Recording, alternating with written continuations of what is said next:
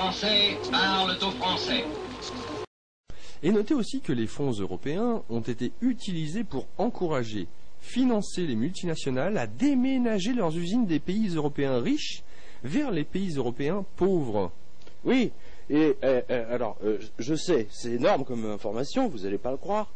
Hein. Alors, je répète, pour ceux qui n'ont pas entendu, les fonds européens, je répète, les fonds européens ont été utilisés pour encourager, financer les multinationales à déménager leurs usines des pays européens riches, donc la France, vers les pays européens pauvres, donc les pays très pauvres. Voilà.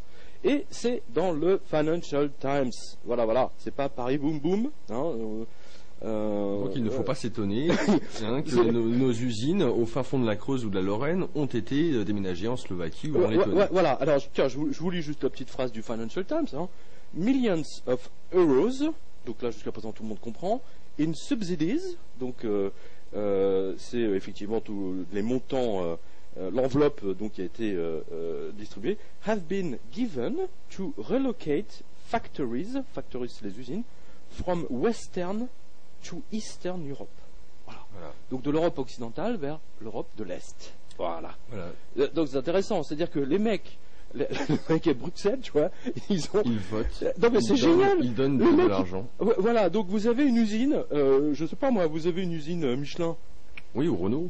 Ou n'importe quoi. Fabricant de la vaisselle, n'importe quoi. Vous avez ça au fin fond de la Lorraine, ou dans la Creuse, ou dans l'Ardèche, etc. Vous avez un truc qui fait tourner une petite région. Hein, oui. Voilà.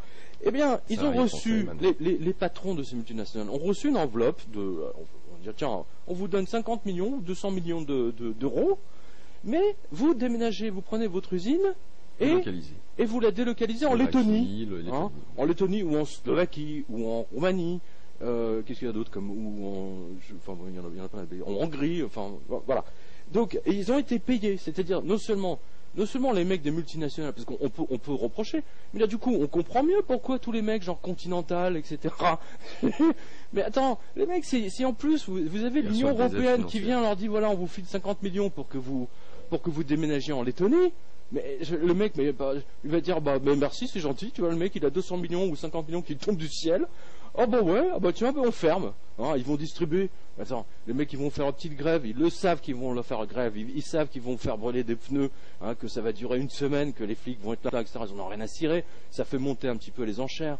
Hein, et c'est tout, mais ces mecs-là, ils ont déjà tout calculé. De toute façon, entre ce qu'ils vont donner aux ouvriers qui sont licenciés et le différentiel qu'ils vont toucher, il n'y a pas photo, les mecs, c'est jackpot. Donc merci au traité de Lisbonne. Non, pardon, c'est Jack Potovich. Veuillez écouter tout d'abord quelques messages personnels.